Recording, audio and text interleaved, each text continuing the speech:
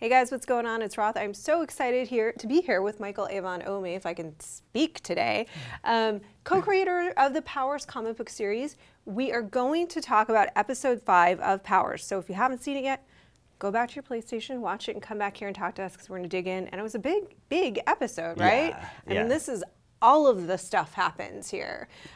Let's start with the beginning because we see a lot more of Wolf, who the whole time this idea has been like, Wolf's really not this evil villain, this isn't who you are, he went crazy. And now we really feel like, no, this is who he's always been ever since he was a little kid. Yeah, I think the Wolf's been fighting this inner nature of his. You know, like a lot of sort of radical cult-like heroes, you know, they have this message that they put up front, but underneath that message is something very dangerous. And in Wolf's case, it's very basic and animalistic, and it can come out in really horrible ways. And he doesn't like that, and I think that makes him a sympathetic character. Like he doesn't want to go to these places that he ends up, you know, tearing people apart. It's not just the act of killing people or eating people. He's against the whole idea of it. I think he doesn't want to lose control of himself. He's a very calculated character, and yeah, it's pretty dangerous. So on the surface, he's trying to give this message about family and powers relating to each other and being together, but underneath it, you know, he's a wild animal. Yeah, and he has been since he was a little boy. I was assuming that in that flashback that was A, his first kill, and B, possibly his sibling, his sister. Yeah. Is it? I can't say either way. But it definitely, again, it informs that sort of subtext about this cage animal within him that he doesn't want to let loose. Yeah. Because people around him that he cares about, even if it's only like a curious caring about like a pet or something, he doesn't want to destroy them. But you know, he's got this inner creature that comes out and, like, you know, will destroy the things that he's trying to build. It kills 500 people in one fell meal. Yep. Makes a meal of a building, basically. Yeah. At the club, I mean, this was the other thing that I've been tracing ever since episode 1, where, you know, Christian confronts Wolf and he's like, you know, it's your fault that all those people died. And then Johnny's sort of like, Christian, I'm surprised that you even care about another human being. There was a piece of me that wondered, did he incite that incident at the club? Was it really his fault, Christian's fault? I don't think he did anything outwardly, but there's something about Christian at that age that was reminding the Wolf of that inner prowling character. Because at the bar, at the club, he is trying to give this sort of sermon to the others about being civilized. There's this cool story that he gives about drinking with a bum and how the bum had these nice crystal tumblers and he cleared them off first before drinking from it, so he would never. The Wolf says he'll never drink out of the neck of a bottle again, and he talks about what it is to be a hero. And there Christian is coming in with his, you know, 20-year-old swagger, checking out Retro Girl and giving her the eye, and just being that sort of animalistic alpha male dog that is deep underneath of Wolf, who he's trying to forget. So I think that might have triggered it. Well, and also the thing is, Christian is so taken with the Flash and with being a hero for the sake of being famous. You know, he could have taken Wolf out then, and he didn't, because then he doesn't get to be a big hero with an endorsement deal. Yeah, you know? He could have killed Wolf then and kind of been in the right. I mean, you know, it was a massacre. But instead, he was driven to be a hero in his version, which is to capture him and like, we'll be heroes if we do this. And even Johnny Royale, who's, you know, he's kind of more of he's got a better moral compass. He does at that time, in some ways, he kind of still does, because Walker is so hungry to get his power back, and he can't stop himself. And then in that way, he's kind of like the Wolf as well. Like no matter how much of a cop he's trying to be underneath, he wants his powers back so desperately that he could do almost anything. It's kind of fun to watch the back and forth with Christian and Johnny Royale and decide for yourself, who do I actually think has the better moral compass at any given moment, because Christian is so ego-driven. And Johnny Royale does really seem to be, at least he has good intentions, whether, you know, he's a little villainous, he certainly kills people. Well, Christian seems much more self-centered in his motivations, which obviously is a good character place to start out with. And we'll see what kind of arc he goes through. You see the pain that Johnny Royale has gone through, and Noah Taylor brings out such empathy to this character who's supposed to be a bad guy. And as we reveal more of his character, we see, you know, this is a guy who works outside of the set of rules, but he does care about other people, like legitimately, truly cares about other people. Right now, Walker is having trouble seeing past his own problems to feel anybody else. What I did think was a good sign for him was at the end of the episode when he's, there's a beautiful moment with Retro Girl in the hospital, and he does not take credit. He lets Zora take credit for taking down Wolf. He's not a total asshole. We just see that the damage that he's received from losing his powers is deeply psychological, and he can't feel like he's himself at all on any level. So it's hard to kind of break through that, and it's important to have those scenes where he's, laying there with the Retro Girl telling her, it's okay, you can relax, I'll take care of things. Yeah. And it was really sweet and really awesome, and that's part of Walker too. It's just now. And he's not like, I got my powers back from Hot Minute, and I took down Wolf. I got him in that room. Yeah. Which I was curious about. So let's talk about that. So he got his powers back ever so briefly.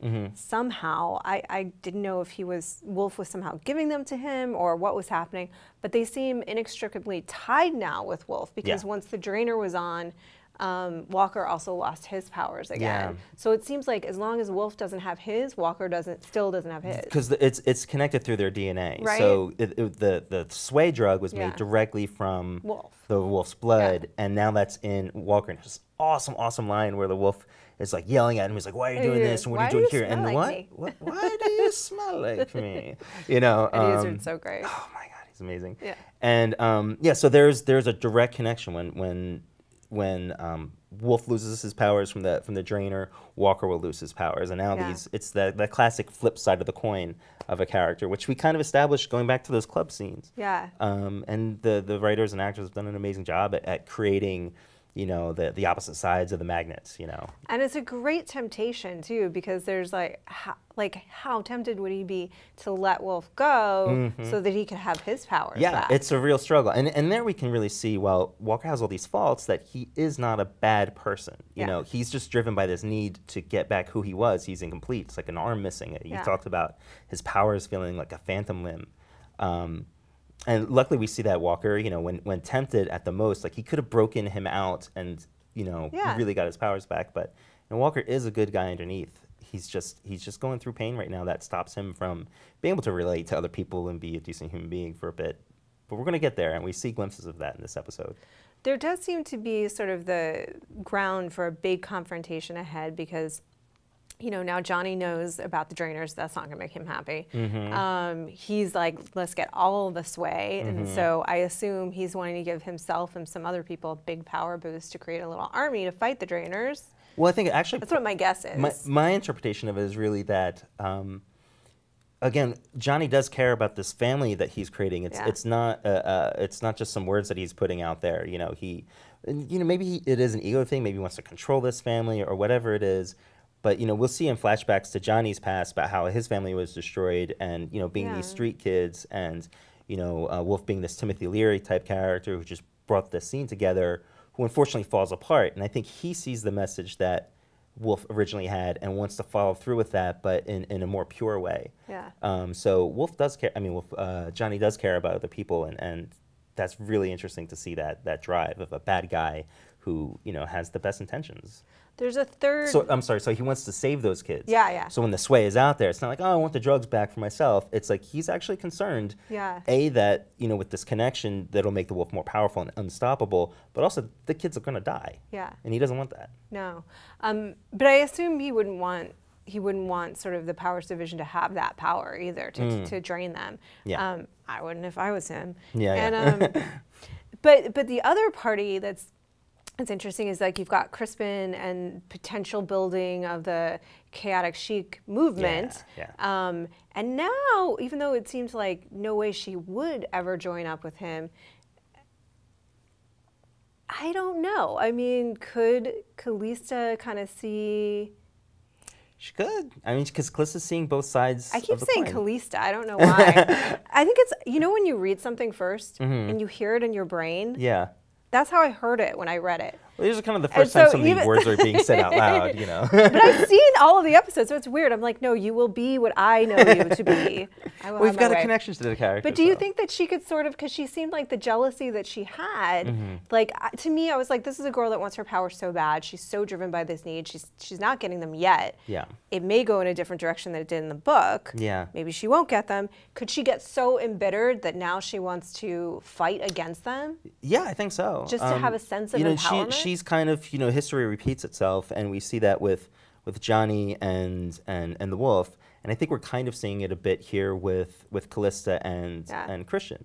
So Callista's going through what Christian did, like what, you know, if she gets her powers, well, what will that mean? What side should she really be on? Because she's seeing the good and the bad. She's getting the story from Crispin, from the, you know, his mother is the powers publicist, so she's seeing, you know, the lie that's being put out there. You know, she's kind of getting a glimpse of the wizard behind the curtain kind of thing. Yeah. And the same thing with, you know, Walker was a fallen hero, and seeing what he's really like, and that he's really not got her best interest at heart. He's a cop, and he wants his cop business. And then he sees what's going on with the wolf, and, you know, with Johnny, you know, and she keeps kind of betraying Johnny. You know, it's kind of like, yeah, she is kind of. There's something.